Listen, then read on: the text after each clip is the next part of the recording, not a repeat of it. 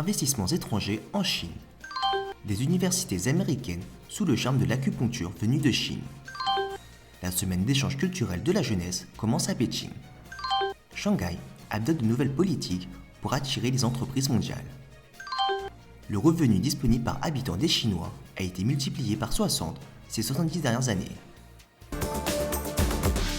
La Chine demeure attrayante pour les investisseurs étrangers. Les dernières données gouvernementales montrent que la Chine a reçu 79 milliards de dollars d'investissements étrangers au cours des 7 premiers mois de l'année, soit une augmentation de près de 4% par rapport à la même période l'année dernière. Les secteurs de haute technologie ont connu une croissance significative. Les équipements aéronautiques et spatiaux, les équipements électroniques, de télécommunications et les médicaments ont absorbé plus de 30% des investissements étrangers. Les investissements étrangers dans les services de haute technologie ont également augmenté de plus de 60%. La guerre commerciale sino-américaine fait des ravages. Une étude réalisée par la Chambre de commerce américaine en Chine montre que 65% de ses sociétés membres s'inquiètent de la tension commerciale et tempèrent leur stratégie commerciale en conséquence. Malgré cette situation, cependant, les données gouvernementales montrent que la Chine connaît une croissance optimiste des investissements étrangers. Les investissements en provenance de la principale source de capitaux étrangers en Chine ne ralentissent pas.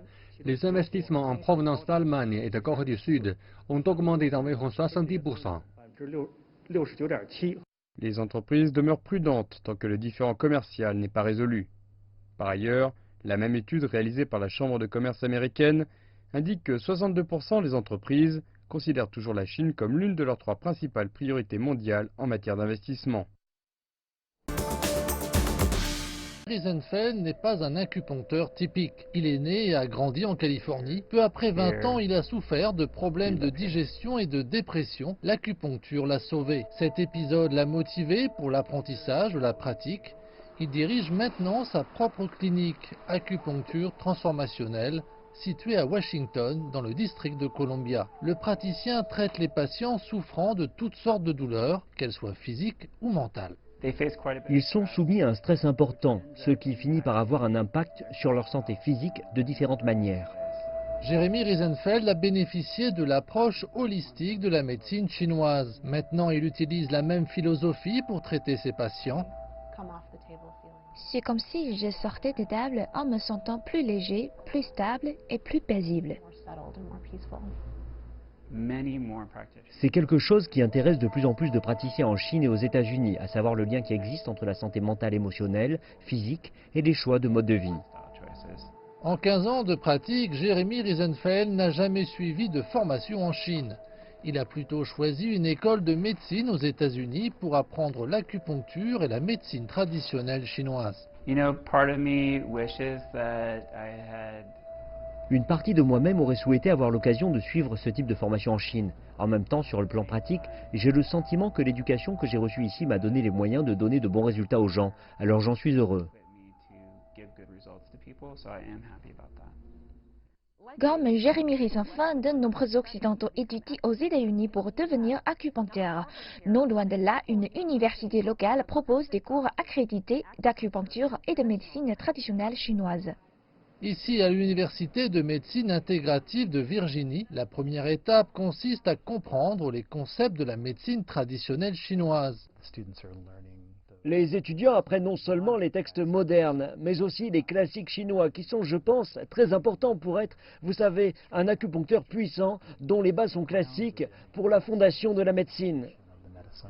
Ici, dans la classe, on compte même des étudiants venus de Chine. C'est le cas de Li Wenyi. Je pense que la bonne chose à propos des études aux États-Unis est que nous sommes constamment exposés à la critique. De plus, j'ai le sentiment que de l'extérieur, on peut voir clairement, mieux voir notre propre culture sur notre propre patrimoine. Alors, c'est aussi un avantage. Lao Lixing est le nouveau président de l'Université de Virginie. Auparavant, il dirigeait l'école de médecine chinoise de l'Université de Hong Kong. Il estime que les programmes d'acupuncture proposent une formation de qualité.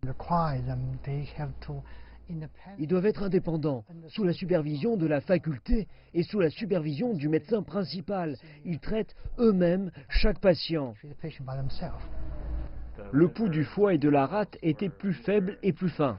Et comme l'acupuncture est de plus en plus populaire aux États-Unis, Jeremy Riesenfeld espère que c'est aussi une occasion pour les Occidentaux de s'essayer à l'Orient sans quitter leur pays.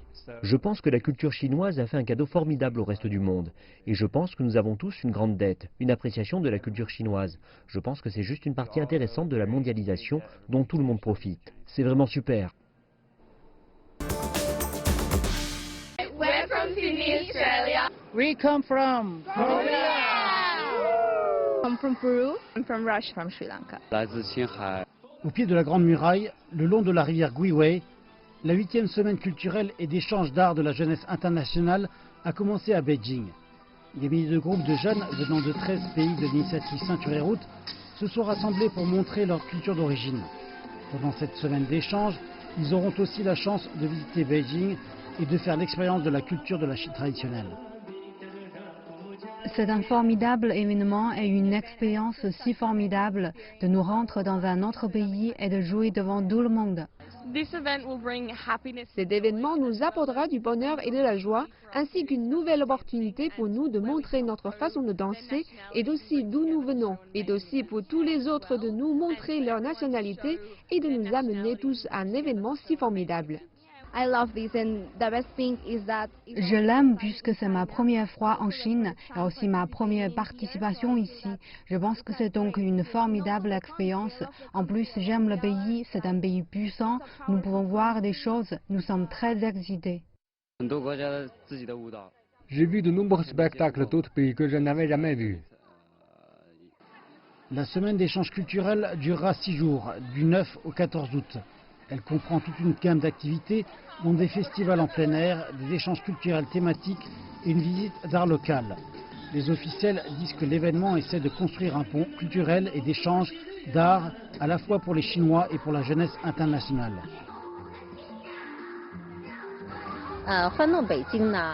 C'est la 8e édition de cet événement d'échange culturel depuis 2012. Nous avons vu de nombreux jeunes du monde entier venir en Chine, à Pékin, pour connaître et apprendre la culture chinoise.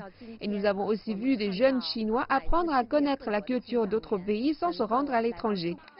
La civilisation se colore par les échanges et s'enrichit par l'apprentissage mutuel. Beijing est ravi de voir 13 pays de différentes couleurs et de différentes cultures échanger et apprendre les uns des autres.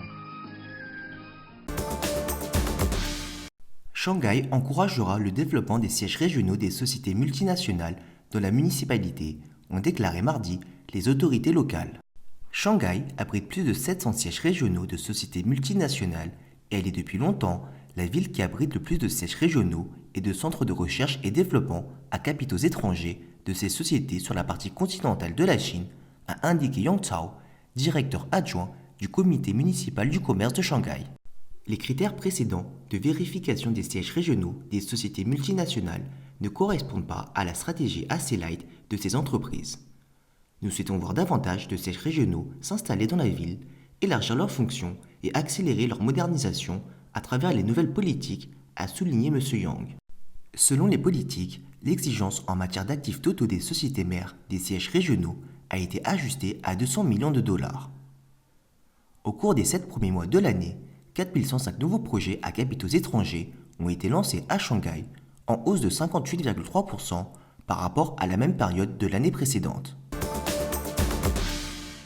Les Chinois ont vu leurs revenus disponibles par habitant multipliés par près de 60 au cours des 7 dernières décennies, grâce à l'expansion économique stable du pays.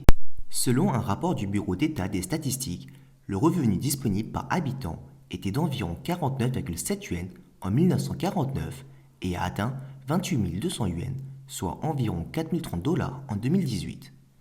Il a ainsi été multiplié par plus de 59 en tenant compte de l'inflation. Cette croissance stable du revenu a également conduit à une augmentation continue des dépenses de consommation. Les dépenses de consommation par habitant des Chinois ont bondi à 19 853 yuan en 2018 contre 88,2 yuan en 1956, soit 28,5 fois plus en termes réels.